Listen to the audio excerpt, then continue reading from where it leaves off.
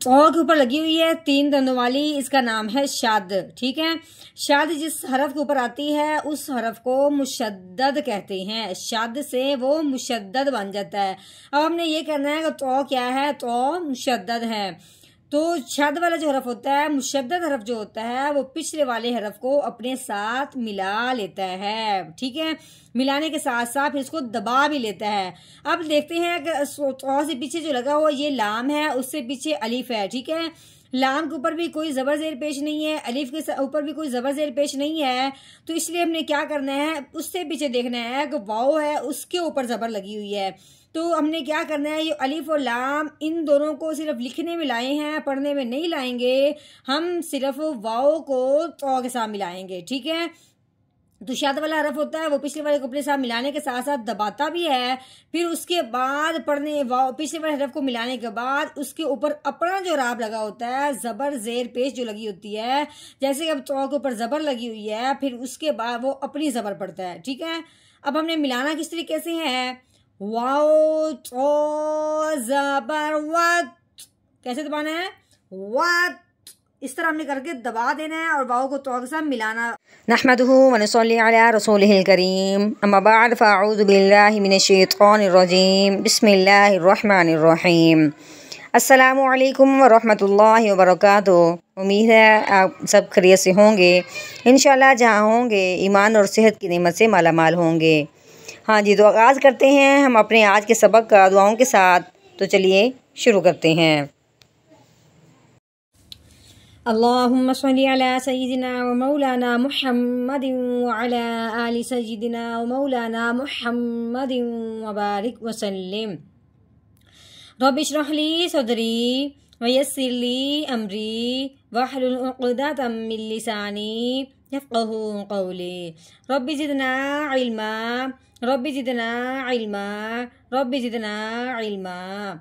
अऊज़ु बिल्लाहि मिनश शैतानिर रजीम, बिस्मिल्लाहिर रहमानिर रहीम। हाँ जी, ये वाव है, वाव के ऊपर जो लगी हुई है इसको जबर कहते हैं। आगे ये अलीफ है और इसके साथ ही ये लाम है। ठीक है, अब अलीफ के ऊपर भी कुछ नहीं लगा हुआ, लाम के ऊपर कुछ नहीं लगा हुआ, आगे सीन है, इसके ऊपर 3 दंदों वाली शाद लगी हुई है। शाद वाला जो हरफ होता है उस हरफ को मुशद्दद कहते हैं। अब शाद वाला हरफ वो सीन है, इस सीन को क्या कहेंगे, ये मुशद्दद है, सीन मुशद्दद है।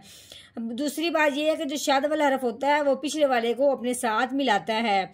अब हम अगर लाम देखें इसके ऊपर कुछ नहीं लगा, अलिफ देखें इसके ऊपर भी कुछ नहीं लगा हुआ, तो वाव के ऊपर है जबर, तो अब हमने जबर वाला जो हरफ है जिसके ऊपर जबर से पेश लगी हो वो ही अगले हरफ के साथ मिलेगा। ठीक है, अब हमने अलिफ और लाम नहीं पढ़ना, वाव को सीन के साथ मिलाएंगे। ठीक है, कैसे, वाव सीन जबर वस, कैसे, वस, आगे सीन है, सीन के ऊपर लगी हुई है जबर, सीन जबर सा, वस्सा।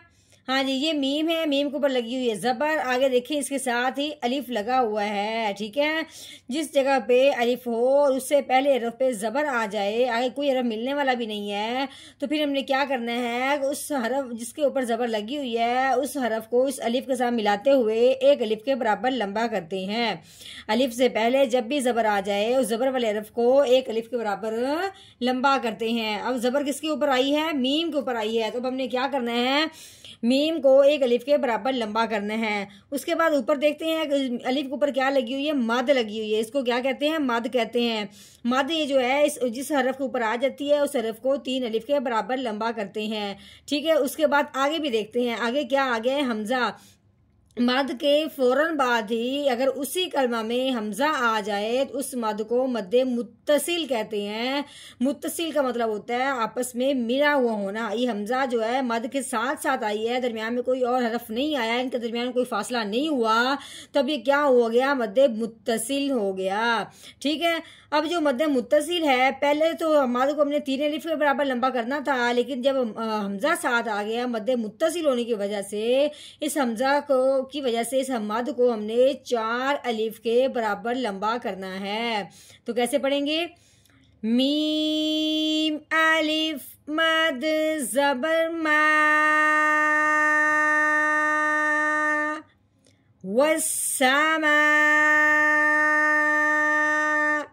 हमजा ज़ेर ई, वस्समा ई। हाँ जी, आगे देखें, ये वाव है, वाव के ऊपर फिर ज़बर लगी हुई है, आगे ये भी अलिफ है, ये लाम है, आगे क्या है तो के ऊपर लगी हुई है शाद। ये अलिफ और लाम के ऊपर कुछ नहीं लगा हुआ, आगे तो है, शाद वाला हरफ है, वो पिछले वाले को अपने साथ मिलाता है, और अलिफ लाम के ऊपर तो कोई ज़बर ज़ेर पे कुछ लगा नहीं हुआ, वाव के ऊपर लगे हुए। तो अब हमने वाव को तो के साथ मिलाना है। ये दोनों हरफों को लिखने में लेके आए हैं, पढ़ने में नहीं लाएंगे। ठीक है, कैसे पढ़ेंगे? वाव तो ज़बर वत, कैसे? वत। हाँ जी, अब हमने क्या करना है, तो के ऊपर लगी हुई है ज़बर, इसके साथ ही आ गया है अलिफ। अलिफ से पहले हरफ पे जब ज़बर आ जाए उस हरफ को अलिफ के साथ मिलाते हुए एक अलिफ के बराबर लंबा करते हैं। अब हमने क्या करना है, तो अलिफ ज़बर तो, वत तो। आगे देखेंगे रॉ है, रॉ के नीचे क्या आ गई है, ज़ेर। रॉ के नीचे ज़ेर आ जाए तो उसे एक अलिफ, उसको बारीक करके पढ़ते हैं। कैसे पढ़ेंगे?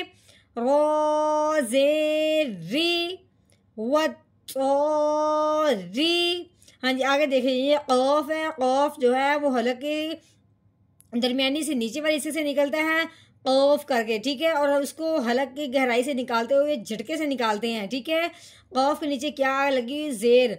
कौफ ज़ेर क़ी, वत तो री क़ी। ठीक है, वत तो री क़ी, इस तरह करना है। ठीक है, आगे वक़फ़ आने की वजह से अब हमें आखिर वाले हरफ को क्या करना है, साकिन करना है।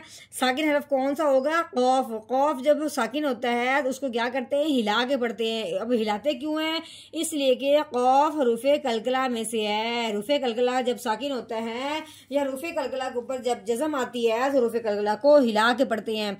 अब ये हरूफ़े कलकला जो है ये वक़फ़ की सूरत में क्या हो जाएगा, साकिन होगा, तो इसको हमने हिलाना कैसे है, आगे वक़फ़, वत तौरीक़, वत तौरीक़।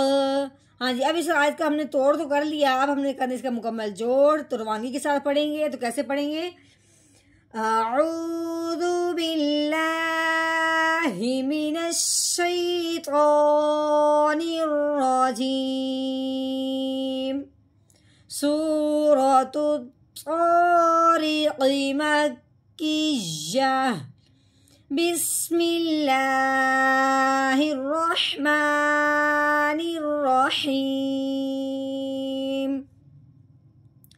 वस्समाइ वत्तारिक़, वस्समाइ वत्तारिक़।